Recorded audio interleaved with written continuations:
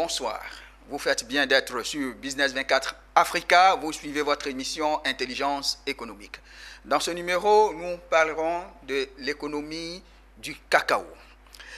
Le cacao pèse 100 milliards de dollars, soit 60 000 milliards de francs CFA. C'est énorme. Mais dans ce gâteau, tous les acteurs se frottent les mains, sauf les producteurs. Ils n'ont que 7% du gâteau.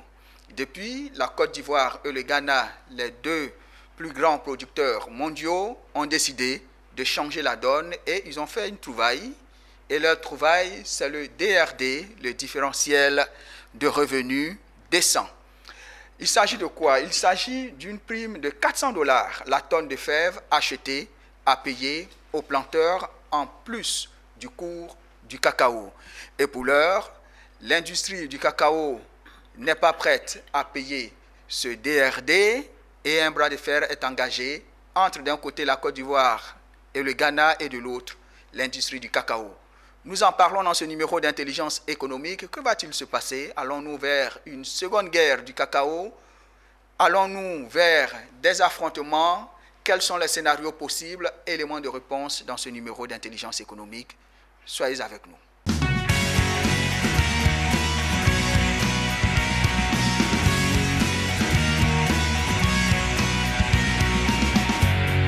La Côte d'Ivoire et le Ghana se sont alliés dans ce qu'on peut appeler l'OPEP du cacao pour pousser l'industrie du cacao à payer une prime de 400 dollars la tonne de fèves de cacao achetée afin d'améliorer les conditions de vie des producteurs. Pour en parler, je suis avec trois invités.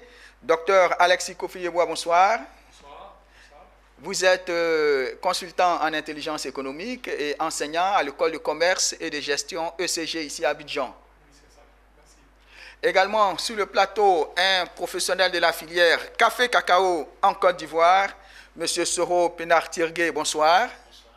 Vous êtes ingénieur qualité totale, vous êtes producteur café-cacao et également président du collectif des organisations des producteurs de café-cacao, ici même en Côte d'Ivoire. Merci d'avoir répondu à notre invitation. Merci beaucoup.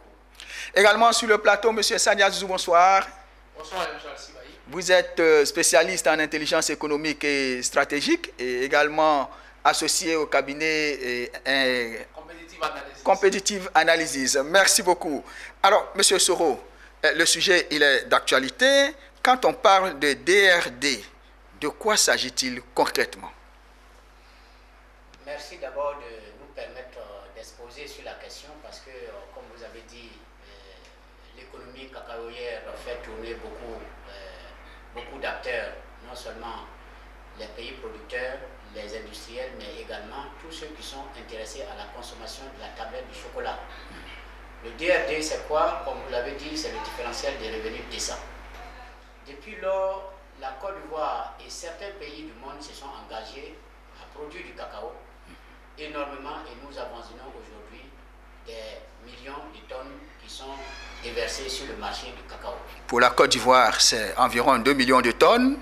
Pour le Ghana, environ 1 million de tonnes. Donc, les deux, à eux deux, ils font 60 à 65% du marché mondial. 65% du marché mondial. Mais la problématique, c'est que gagnent les producteurs de cacao dans cette chaîne dont vous venez de décrire la manne financière qui circule chaque année. C'est justement pour les questions de la durabilité de la filière que les deux pays, le Ghana et la Côte d'Ivoire, je salue l'initiative de nos deux présidents qui ont bien voulu que les deux États se mettent ensemble dans le cadre d'une initiative qu'on appelle l'initiative Cacao Côte d'Ivoire-Ghana qui a défini bien entendu le DRD que vous avez vu qui contribue à améliorer les revenus aux producteurs, de sorte que ceux-ci continuent de produire du cacao afin que toute la chaîne de valeur intéressée au cacao continue de vivre. D'accord. À 400 dollars la tonne, comment ça se passe dans la proposition de la Côte d'Ivoire et du Ghana? Je suis un négociant, je vais bord champ, je vais acheter des fèves de cacao et je mets les 400 dollars la tonne dans mon prix d'achat. Oui, il y a un mécanisme de fixation du prix du cacao sur le marché international. Et normalement, à partir du prix du marché international, il y a une déclinaison des prix qui aboutit à un prix résiduel qui est donné aux producteurs. Bien entendu, quand on respecte le prix du marché international et en déclinant le prix, on se rend compte que le prix résiduel qui revient au producteur, il est insignifiant. Donc à partir de ce moment où le prix résiduel qui revient au producteur est insignifiant, nous ajoutons la partie du DRD qui améliore le prix au producteur. Et c'est le mécanisme de fixation du prix qui incorpore le DRD au producteur qui permet d'améliorer ses revenus. Monsieur Chacha, je Ouais. voudrais aussi ajouter que le DRD, le différentiel de revenus décent n'est pas venu comme ça ex nihilo. Je crois, je parle sous le contrôle de M. Soro, à partir de l'année 2020, je crois que les deux pays producteurs de pétrole, deux pays producteurs de cacao, la Côte d'Ivoire et le Ghana, ont décidé à la suite d'une concertation d'imposer je veux dire, le paiement de ce différentiel-là aux multinationales du cacao. Donc, je crois savoir que l'application de ce différentiel-là n'est pas venue comme ça, comme je l'ai dit tout à l'heure. Je pense que ce sont les exigences, en tout cas des consommateurs finaux, des produits cacaoyers à travers le monde qui ont exprimé le besoin. Je pense que ce sont principalement les clients occidentaux qui sont pratiquement à plus de 80% les plus grands consommateurs de notre cacao produit en Afrique et en Côte d'Ivoire, qui ont demandé à ce que le cacao qui est produit dans ces pays-là respecte certaines normes précises, dont les principales sont du fait qu'il y ait un cacao qui soit dépourvu du travail des enfants, qu'il soit un cacao qui ne fasse pas la place, qui ne soit pas suite à la déforestation et aussi l'utilisation des pesticides à un certain niveau. Donc c'est à partir de cela que ces grands chocolatiers-là ont eu égard aux normes imposées par les clients dans les pays occidentaux que les pays producteurs ont demandé à ce que ce différentiel-là soit payé. Alors, docteur, moi j'ai une question. Comment se fait-il qu'un vaste marché de 60 000 milliards de francs CFA, il n'y a que 7% qui reviennent aux producteurs et ce marché, ce système perdure jusqu'à présent? C'est inacceptable. Mais qu'est-ce qui pourrait expliquer cela? Non, mais je pense que c'est le phénomène c'est un vieux phénomène. Dans la chaîne de valeur, lorsque vous êtes au début, vous contrôlez moins la valeur à ajouter parce que vous êtes producteur. C'est celui qui transforme, c'est celui qui négocie, c'est celui qui vend, qui engrange la grande partie des revenus. Et dans le contexte précis, nous sommes dans un oligopole qui est contrôlé par un nombre très restreint de grandes multinationales. Et donc, les producteurs qui sont des milliers, voire des millions, qui sont, on va dire, dans une certaine atomicité, ne peuvent pas se concerter pour faire un bloc sans l'appui des nations. Du coup, lorsque le produit sort de la plantation, ce produit qui est transformé, qui est consommé peut-être à des milliers de kilomètres, celui qui le produit ici en Côte d'Ivoire ou bien au Ghana n'a pratiquement aucun contrôle. Et encore mieux, les acteurs qui sont dans la filière, il y a très peu de nationaux, il y a très peu d'acteurs qui sont capables de se capter une petite partie de ces revenus-là. Et donc c'est un peu le positionnement des producteurs dans la chaîne de valeur qui crée cette distorsion qui peut être vraiment assez flagrante.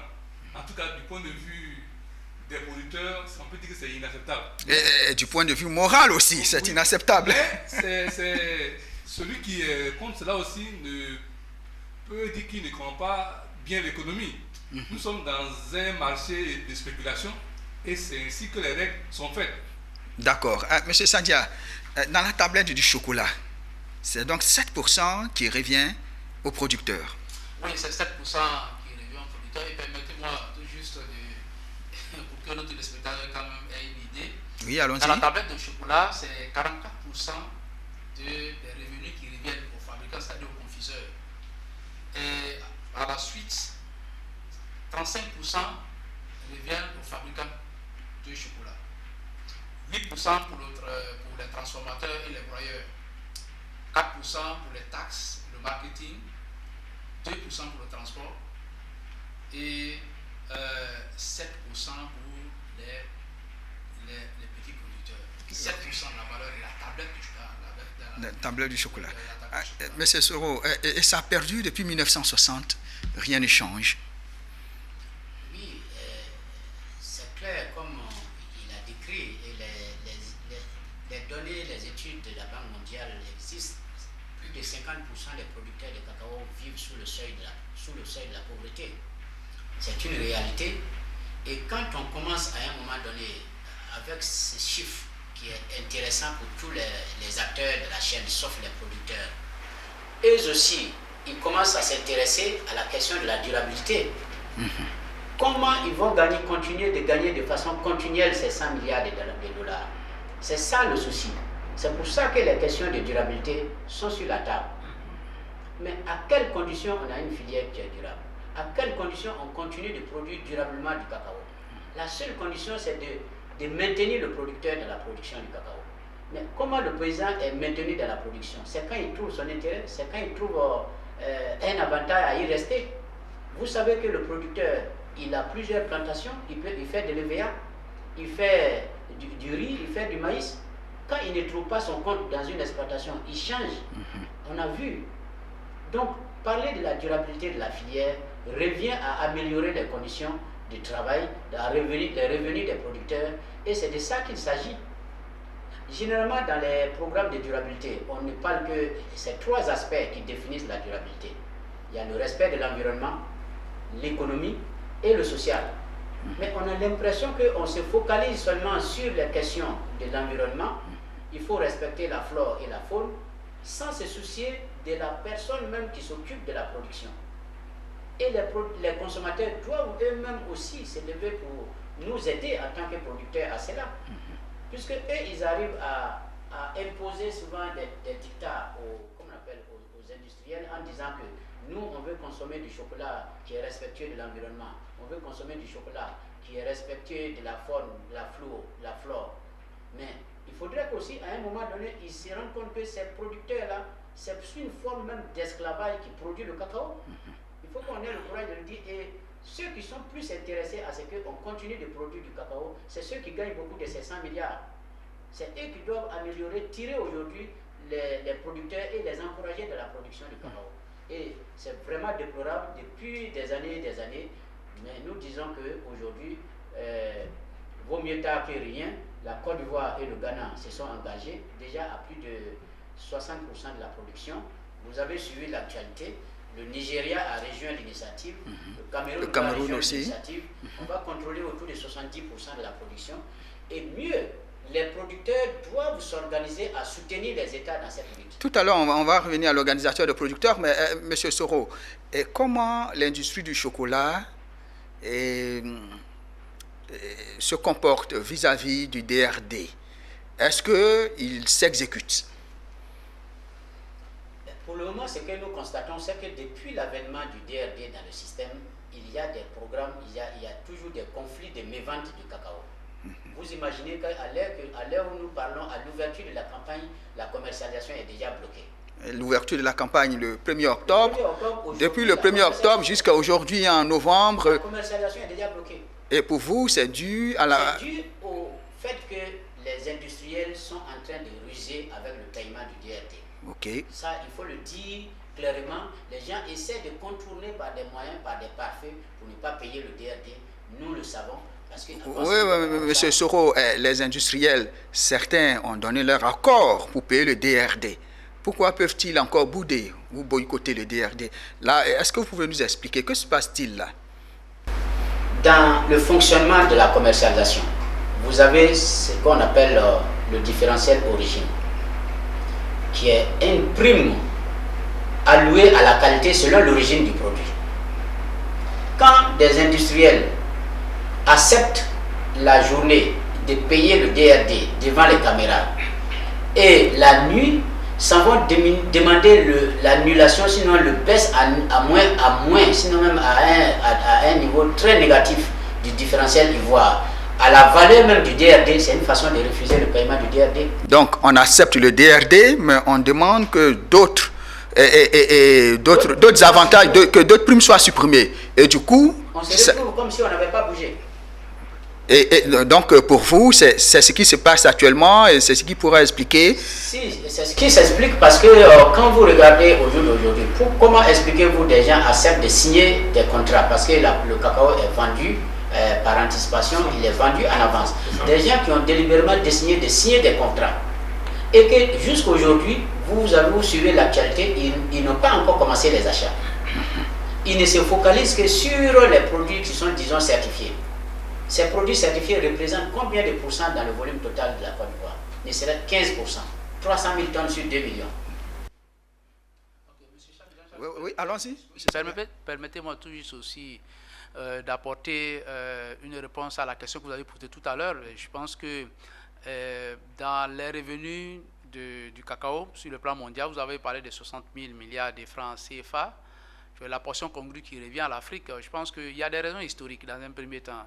Je pense qu'à l'origine, dans nos pays, c'est, je veux dire, que l'agriculture familiale qui était pratiquée. L'agriculture industrielle, c'est un fait colonial qui est devenu un fait culturel qui nous a été imposé. Et je pense que jusqu'à présent, qui n'a pas véritablement encore, n'est pas encore ancré, je veux dire, dans les mœurs, je veux dire, les mœurs commerciales des pays africains. Les pays africains avaient l'habitude de commercer entre eux, à l'origine. Je veux dire que c'était d'abord le troc entre nous et ce sont les Européens qui ont envoyé la monnaie, en tout cas sous la forme moderne. Ça, c'était un facteur, le premier facteur qu'il faut citer. Le deuxième facteur aussi, c'est que sur le plan international, nous sommes dans ce qu'on appelle la division internationale du travail. Dans la division internationale du travail, le rôle qui a été assigné à l'Afrique, c'est de produire les matières premières. Et ces matières premières qui servent à alimenter les industries occidentales. Et ça c'est comme ça que c'est. Et donc, je veux dire que depuis le départ, c'était biaisé déjà. C'était déjà biaisé. Oui, mais même si le rôle de l'Afrique, c'est de produire les matières premières, oui, mais les producteurs veulent bien. Oui, non, moi je suis en train de vous dire, ce que je suis en train de vous dire, ça c'est ce que vous espérez, mais je suis en train de vous dire ce qui est. Et je vais dire que les grandes puissances, par exemple, aussi les grandes multinationales, ont un grand intérêt et elles font tout pour que ce système reste. Parce que, imaginez, vous avez une source d'approvisionnement et ce n'est pas bien vu que, par exemple, une source d'approvisionnement devienne indépendante. Donc, c'est très important aussi, je vais dire, ça joue un rôle très important, par exemple, dans la fixation des bénéfices. Donc, c'est ce que je veux dire.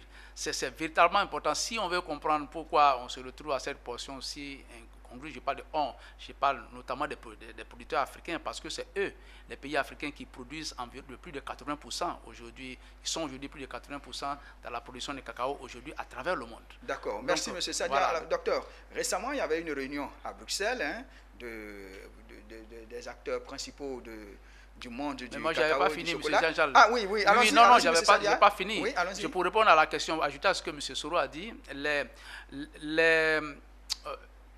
les chocolatiers ont signé, je vais dire cet accord-là un peu avec le couteau à la gorge. Et ce sont des entreprises qui sont très puissantes, elles sont pratiquement centenaires. Est-ce qu'elles ne vont, à mon avis, dans mon analyse, elles ne veulent pas ouvrir la boîte de Pandore en créant l'exemple, en donnant l'impression, je vais dire, de donner, de céder au chantage des producteurs et surtout des producteurs africains. Donc, je vais dire que si ces producteurs-là ont signé cet accord-là, c'était dans un premier temps de pouvoir gagner du temps et de trouver une manière et puis d'autres leviers pour pouvoir rebondir d'une manière ou d'une autre. C'est pour cela qu'on se trouve aujourd'hui dans la situation dans laquelle on est et qui est, je vais dire, à l'origine de ce qu'on peut appeler aujourd'hui la guerre du cacao. Merci. Docteur, à Bruxelles, il devait y avoir une réunion des acteurs du monde du cacao et du chocolat. Et voici, la Côte d'Ivoire et le Ghana ont boudé cette réunion. C'est de bonne guerre. Ben, je pense que c'est un acte symbolique pour protester un peu contre le refus des industriels et des chocolatiers de payer cette dividende qui est importante. Hein. Voilà. Mais je pense que bon, c'est un début. Voilà, parce que ça ne suffit pas pour pouvoir inverser la tendance. Comme M. Soro vient de le dire, le cacao s'achète par anticipation. Donc il est facile de l'acheter parce que le cacao qui sera vendu en 2023 a déjà été acheté en fait. Donc on peut passer ailleurs et puis acheter par spéculation sans même avoir besoin même de venir dans un entrepôt. Voilà. Donc c'est un début. Un début, c'est un acte très courageux de protester, de ne pas aller à une réunion qui ne va pas changer la situation. Donc c'est aussi une façon de tirer la sonnette d'alarme pour que les chocolatiers, les industriels, les broyeurs se mettent encore à table pour renégocier, pour rediscuter. Et ça, c'est possible en fait. C'est possible. Voilà. Alors, M. Pinar-Tirgué, Bruxelles, c'était dangereux d'y aller? Et comme le docteur l'a dit, je pense que le péché que nos États ont fait, c'est que nous n'avons pas mis des instruments de prospective ou de réflexion pour pouvoir prévenir un certain nombre de choses. Et c'est à cette longueur d'avance que les gens nous ont précédés. Parce que Bruxelles, d'abord, le DRD, on le soupçonne d'être bloqué, sinon on soupçonne les industriels de ne pas pouvoir respecter leur engagement. Et Bruxelles, c'était encore une autre patate chaude qui devrait se présenter. Et je pense que les États ont eu raison de ne pas participer dans la mesure où on est déjà en train de lutter contre l'application du DRD. Et là-bas, c'était prévu que les gens essaient encore de lâcher sur le différentiel ivoire. Voilà, je pense que la raison principale pour laquelle les gens ne sont pas partis, parce que sur les commercialisations prévisionnelles des années à venir, les industriels veulent revoir à la baisse le différentiel d'origine. Alors que ce sont les qui est un acquis. Voilà, ce sont les deux facteurs clés qui permettent d'améliorer les revenus aux producteurs. Le différentiel ivoire ou le différentiel d'origine, c'est une prime de qualité qui est payée au-dessus du marché selon la qualité que le pays à l'origine produit. Et ça, depuis lors, c'est payé. Maintenant, les gens ils sont en train encore de trouver d'autres mécanismes de revoir ces différentiels d'origine à la baisse. Et je pense que les États n'ont pas voulu cautionner ça. Ils n'ont pas voulu s'associer à ça, certainement. Parce que, et vous avez entendu le secrétaire exécutif de l'initiative, M. Assavon, qui a dit qu'ils ne sont pas prêts, la Côte d'Ivoire et le Ghana ne sont pas prêts à compromettre les questions des revenus des producteurs. Donc c'était encore certainement un autre facteur qui pourrait encore créer un plan aux revenus des producteurs. C'est pour ça qu'ils ne sont pas partis. Je ne sais pas partir. M. Sandia. Ok, les États sont en difficulté, mais les États s'organisent. Les États veulent créer un lobby de pays producteurs. Pour vous, c'est vers là qu'il faut aller? Ah oui, il faut essayer de faire un peu de benchmarking. Il faut voir un peu du côté des pays producteurs de pétrole qui déjà se sont mis ensemble très tôt pour pouvoir contrôler la chaîne de valeur liée au pétrole. Mais il faut faire la même chose dans le cacao et même dans toutes les autres filières. Mais cela ne sera pas un combat facile parce que nous avons passé beaucoup de temps à produire, à former les gens dans la production. On a beaucoup d'ingénieurs, agronomes, on a beaucoup de... Mais on a manqué une partie de la chaîne. Nous n'avons pas de négociants solides, nous n'avons pas d'experts suffisants. Il y en a, mais ils ne sont pas nombreux en fait, qui peuvent accompagner les États dans le commerce international du cacao. Ça, c'est une première partie de la situation. Ensuite, il n'y a pas que cela. On a manqué, comme tout à l'heure le président Soro vient de le dire, on a manqué de faire des choix stratégiques en prenant le contrôle dans les entreprises qui transforment le cacao et qui le commercialisent dans le monde entier. Mais ce ne sont pas les initiatives qui ont manqué. Je me souviens, il y a juste là quelques années, la Côte d'Ivoire a même voulu acheter une usine aux États-Unis, Fulton, je pense. Alors là, c'était la catastrophe, ça n'a rien donné. Il ne fallait pas aller vite en besogne. Les choses les générations spontanées n'existent pas. Il faut aller par palier.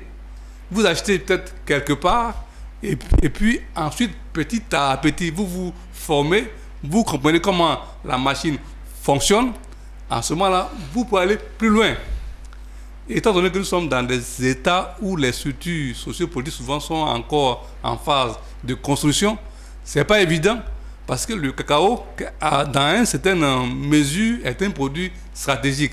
Si vous jouez avec, comme si vous jouez avec le pétrole, il n'est pas évident que vous puissiez rester là dans un pays stable. Parce qu'il y a, comme on l'a dit, il y a des lobbies puissants. Vous parlez de 60 000 milliards. C'est beaucoup d'argent. Comment on va laisser ça dans la main d'un pays, bien, enfin, d'un producteur? Non. Donc, en fait, le monde, je pense qu'on est sur ce plateau pour accompagner ceux qui prennent les décisions, pour leur dire qu'il n'y a rien de facile. La vie, en fait, c'est la guerre économique. On ne va pas nous servir sur un plateau. Il ne s'agit pas d'avoir des états d'âme pour dire non, nous sommes les pays producteurs, on fait pitié, on doit donner ceci. Non, c'est la guerre en réalité. C'est une question de rapport de force. Donc, si nos États accompagnent les producteurs, accompagnent les acteurs actifs comme M. Soro et bien d'autres, pour qu'il y ait des capitaines d'industrie, pour qu'il y ait des gens qui sont dans la chaîne de valeur, qui contrôlent au moins une partie de la chaîne de valeur. C'est en ce moment-là que nous pouvons encore commencer à dire on va infléchir le système. Parce que c'est un lobby. Et comme je l'ai dit, c'est un produit spéculatif. On ne va pas vous faire de cadeaux. C'est la loi du marché, c'est la loi du commerce international. Donc nos pays doivent pousser les acteurs nationaux, que ce soit les industriels locaux, que ce soit les acteurs qui sont même dans la chaîne, il faut les accompagner avec des cabinets, avec de l'intelligence, avec des financements, avec des subventions, pour que nous puissions arriver. Et c'est une bonne chose que les deux pays se mettent ensemble. Je suis encore plus content que le Nigeria, le Cameroun, tous ces deux pays viennent s'ajouter aux deux autres. C'est là qu'on va commencer déjà à grignoter. Je vais juste m'arrêter en disant que lorsque les pays producteurs du pétrole ont mis en place l'OPEP, si vous vous souvenez très bien, il y a eu près de 3 chocs pétroliers qui, à chaque fois, étaient liés à des guerres. Donc, ça veut dire que c'est la même chose en fait. Donc, il faut se préparer. Docteur, est-ce que vous n'êtes pas là en train de nous effrayer sur ce plateau? Non. Je suis là pour avertir parce qu'il faut se préparer. Il faut se préparer à quoi? On ne va pas arriver forcément à des guerres, mais il y aura des chocs. Il y aura des chocs. Voilà, parce que les multinationales ne vont pas se laisser faire. Ok. Oui, non, moi, c'est ce que je voulais emboîter le pas, à Dr Yeboah, ce qu'il a dit tout à l'heure. Déjà, la Côte d'Ivoire et le Ghana, c'est 65% de la production mondiale de cacao. Et avec le Nigeria et le Cameroun sont intervenus, c'est environ à 75% à 80% de la production mondiale de cacao. C'est énorme. Et je pense que c'est énorme, c'est quelque chose qui mérite d'être pris en considération. Et c'est le moment où ces pays producteurs-là doivent mutualiser leurs forces. Bien entendu, pour répondre à votre question, nous sommes en train d'aller vers la création d'un lobby, plutôt aussi un cartel des pays producteurs de pétrole.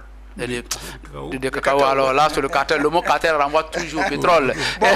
Alors, ils se sont fait appeler l'OPEP cacao. Donc, oui, mais attention, parce que vous avez dit oui. C'est bien le cacao. C'est bien le cacao et je suis tout à fait d'accord avec le docteur, étant un spécialiste en intelligence économique, pour dire que le rassemblement, cette mutualisation des forces des pays producteurs de cacao ne va pas se faire sans réaction des industriels du cacao, des transformateurs de cacao. Et croyez-moi, ce sont des organisations qui sont très puissantes. Ce sont des organisations qui évoluent dans le cacao depuis les années 1800 et autres, qui sont pratiquement plus que centenaires aujourd'hui, et qui sont très puissants, qui ont des leviers d'influence très importants, aussi bien au niveau des instances gouvernementales dans leur pays, mais aussi qu'au niveau de la finance internationale. Donc, si la Côte d'Ivoire et si ces 4 pays-là veulent mutualiser les forces, ainsi que d'autres pays producteurs de cacao, il va falloir se préparer. Et il va falloir se préparer en s'appuyant sur qui? Il va falloir se préparer en s'appuyant sur l'expertise locale. C'est très important.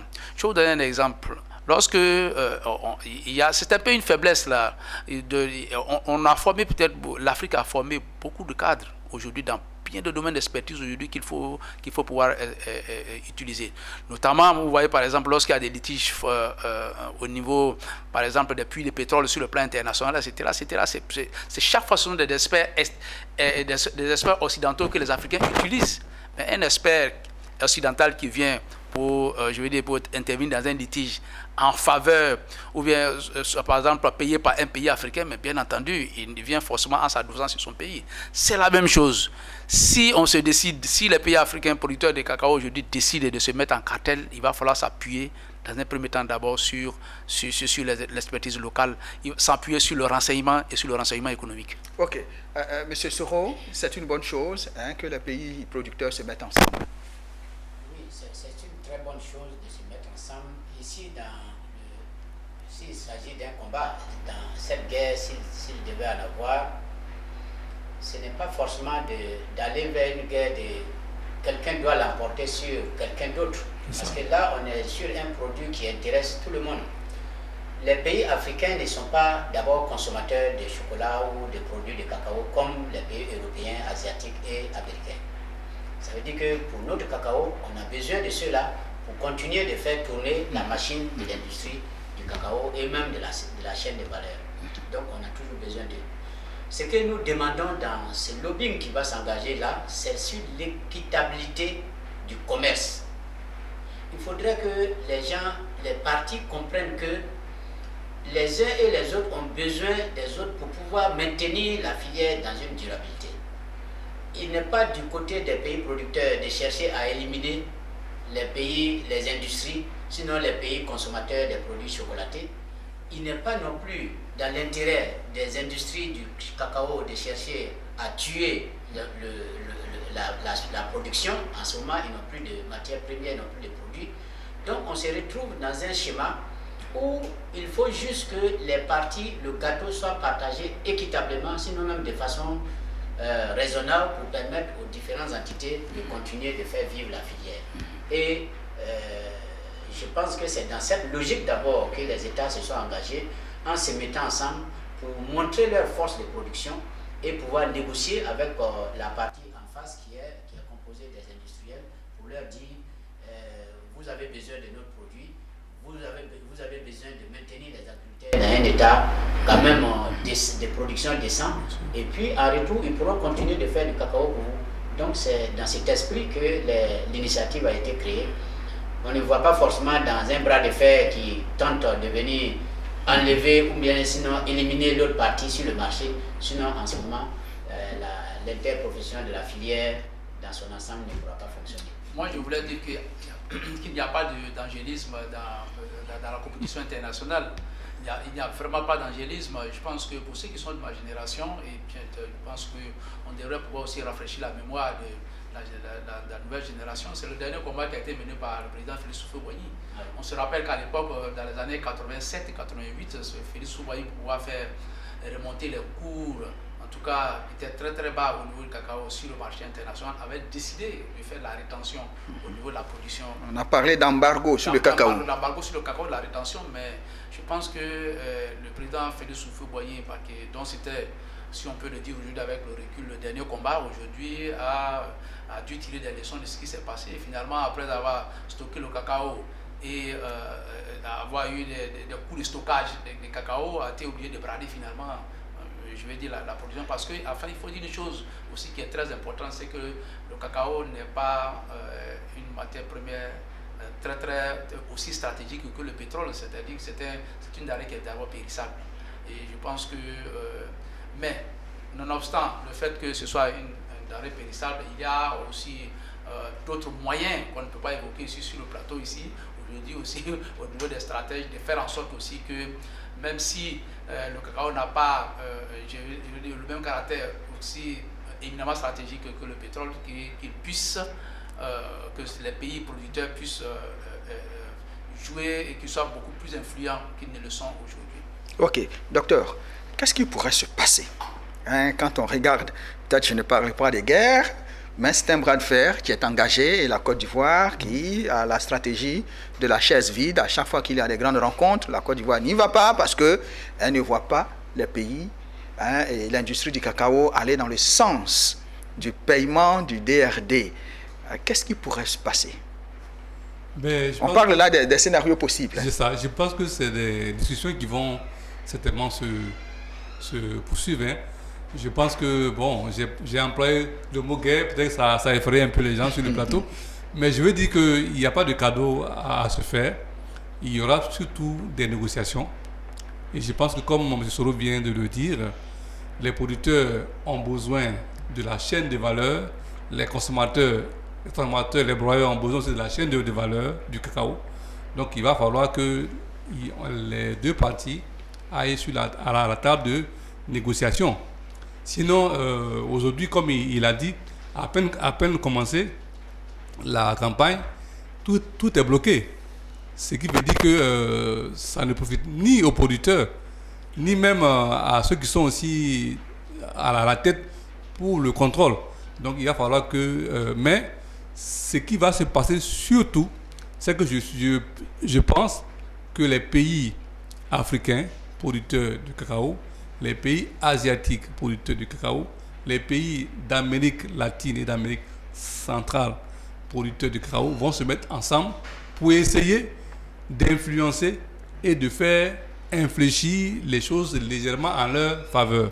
Donc pour vous, les autres pays vont rejoindre l'initiative? Ah oui, ah oui. Je pense que les pays producteurs, il y en a combien dans le monde? 57? Enfin, je veux dire... un peu plus que ça, selon l'ICCO. Donc une cinquantaine de pays. Et donc vous voyez déjà que ces pays peuvent se joindre à l'initiative de la Côte d'Ivoire et du Ghana et pour former un lobby fort. Oui, un lobby fort pour pouvoir essayer de contrôler la chaîne. Parce que dans cette affaire, il n'y a que les producteurs qui sont en tout cas mal logés. Et même lorsque on parle de 7%, mais quand on regarde même les vrais producteurs, ils ont à peine 1%. Donc c'est vraiment une situation qui n'est pas équitable. Mais la vie n'a jamais été équitable. Mais ce que nous cherchons ici, c'est que les partis puissent s'asseoir pour essayer de trouver en tout cas un accord.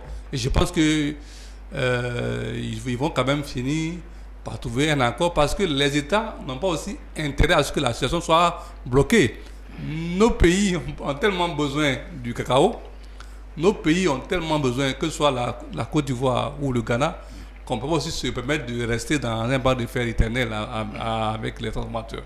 Donc à la fin, c'est la négociation qui va vraiment l'emporter. D'accord. Mais il faut, et j'insiste là-dessus, et ça me tient à cœur, il faut que les États accompagnent les champions nationaux, accompagnent les intellectuels, les cadres, les universitaires, pour que nous puissions être au moins là où se prennent les décisions, où se font les choix stratégiques. Et là, lorsque vous commencez à remonter dans la chaîne de valeur, les Africains disparaissent. Vous ne voyez plus d'Africains, il n'y a que les citoyens des autres continents, et ça c'est vraiment dommage.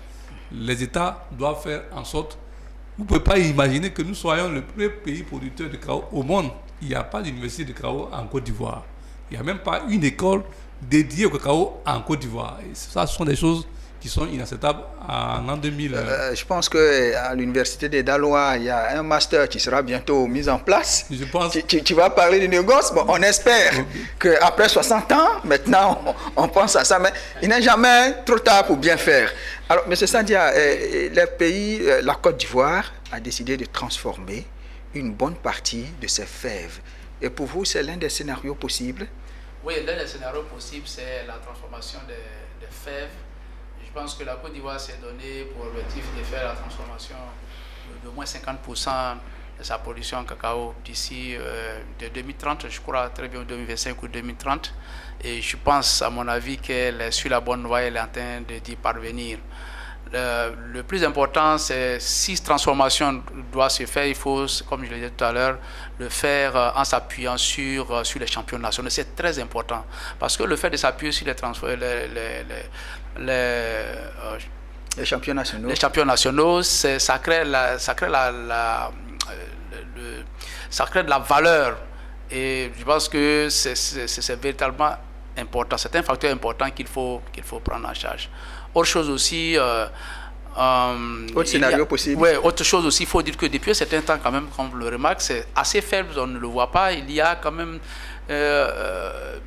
il y a des petits transformateurs locaux qui transforment de façon peut-être résiduelle, qui commencent à transformer du cacao dans les régions, aussi bien à Abidjan qu'à l'intérieur du pays, etc., etc. Je pense, je parle sous le contrôle de M. Soro. Et ça fait partie des signaux faibles.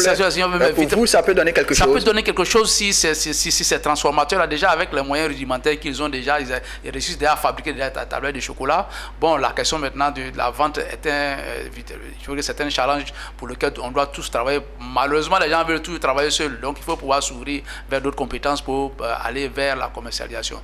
Autre chose, c'est que nous avons déjà un ultimatum le 20 novembre 2022 qui a été fixé par les deux pays, la Côte d'Ivoire et le Ghana, et pour que c'est le DRD. Disant à l'industrie du cacao jusqu'au 20 novembre, si vous ne payez pas le DRD, voilà, si vous ne payez pas le DRD, il y aura des mesures de rétorsion. Il y aura des mesures de rétorsion. Donc ça, c'est à court terme, mais et je pense que c'est quelque chose auquel il faut s'attendre aussi. Alors maintenant, autre chose qui est très important, ce qui s'est passé, je ne pense pas que ce soit, je vais dire, la position de la Côte d'Ivoire et du Ghana, je ne pense pas que ce soit resté c'est pas tombé dans les oreilles dessous. Et je suis en train de me dire, à mon avis, tel qu'on connaît comment les grandes multinationales se fonctionnent, elles sont en train de se préparer pour peut-être la riposte. Il faut faire très attention, on a déjà eu l'introduction d'une certaine quantité de matières grasses dans le cacao déjà par le passé. Donc je pense qu'elles sont en train de réfléchir. Dans le chocolat plutôt, excusez-moi, dans le chocolat plutôt, elles sont très sûrement, elles ont considéré ça comme un avertissement et je suis sûr que c'est pris très au sérieux. Autre chose aussi, à la longue, il faut se trouver, il se peut qu'il y ait une pénurie du cacao. De plus en plus, nous avons le développement de la classe moyenne. Il y a un nouveau marché qui est en train d'émerger en Chine aujourd'hui, où se trouve aujourd'hui la plus forte croissance au monde en Asie du Sud-Est. Aujourd'hui, on sait très bien que effectivement les industriels l'ont dit. Ils ont dit que c'est parce que la demande a commencé à fléchir au niveau de l'Europe aujourd'hui qu'ils ne sont pas capables, en tout cas qu'ils ne se sentent pas capables, en tout cas de payer le différentiel au risque de perdre de l'argent. Donc je veux dire que cela est un élément important, d'autant plus que dans la région du Yunnan, en Chine déjà, la Chine a commencé à produire du cacao. C'est peut-être en très faible quantité. Il faut faire très attention. Il faut faire très attention à la Chine. C'est peut-être une étape expérimentale, mais je veux dire, avec tout leur savoir-faire, la Chine aussi peut être une menace pour les pays producteurs de cacao à la longue. Donc je veux dire que la demande de cacao va augmenter, elle est en train d'augmenter aussi bien en Chine qu'en Inde, et cela peut créer d'autres possibilités, en tout cas pour le cacao culture africain. Merci. Monsieur Soro, qu'est-ce qui pourrait se passer, les scénarios possibles? D'abord, la question sur le bras de fer qui s'engage autour du DRD avec l'initiative Cacao Côte d'Ivoire-Ghana. Ce qui pourrait arriver, c'est que les autres pays ne suivent pas leur adhésion. Ah, ça c'est possible aussi? Oui, c'est possible que les autres pays ne suivent pas leur adhésion dans ces cartels-là et que les industriels cherchent à contourner ces pays du différentiel pour aller s'approvisionner ailleurs. Nous avons une chance que déjà à deux pays, la Côte d'Ivoire et le Ghana, on est déjà à 60% de la production mondiale. Ça veut dire que pour quel que soit le niveau du boycott, ils seront obligés de terminer leur quota d'achat, sinon leurs besoins en Côte d'Ivoire ou bien au Ghana. C'est une des opportunités qui pourraient arriver. Sinon, mieux qu'on ait plus de 50 pays qui produisent le cacao, mais ce n'est pas le nombre de pays qui est important, c'est la quantité qui est importante. En Afrique, on a jusqu'à 70% de la production qui se passe en Afrique. Donc si ces pays se rallient à l'initiative, ça pourrait grossir le cartel des pays producteurs et ça peut faire booster les négociations, sinon les discussions. L'autre chose sur la transformation, c'est un recours. Au jour d'aujourd'hui, nous sommes à environ 30% de la transformation maintenant, avec environ 600 000 tonnes. En 2023, fin 2023, on sera à environ 1 million de transformations. Donc l'objectif de transformer l'intégralité de la production, c'est sur 2030. Et nous espérons qu'on va véritablement arriver là. Mais comme les collègues ont dit ici sur le plateau, on ne peut pas faire ça seul. Il faut d'abord chercher à grossir les nationaux, à leur donner une grande importance dans la filière, pour que non seulement la valeur ajoutée de la transformation soit captée à partir d'ici et que ça profite en retour également aux producteurs, mais également il faut véritablement encourager, comme on appelle, ceux qui ont déjà mis les pieds là-dedans, qui constituent déjà un maillon qu'on peut revaloriser. Je pense que le Conseil Café Cacao est en train d'ouvrir un centre de formation pour la formation sur l'artisanat, tous ceux qui veulent faire de la transformation du cacao. C'est des initiatives qui doivent accompagner en formation, en matériel et surtout en accompagnement les acteurs locaux. À partir du moment où, que ce soit en joint venture ou bien dans des partenariats même avec les opérateurs sur le territoire ivoirien en termes de transformation, on pourra toujours capter ces produits-là ici.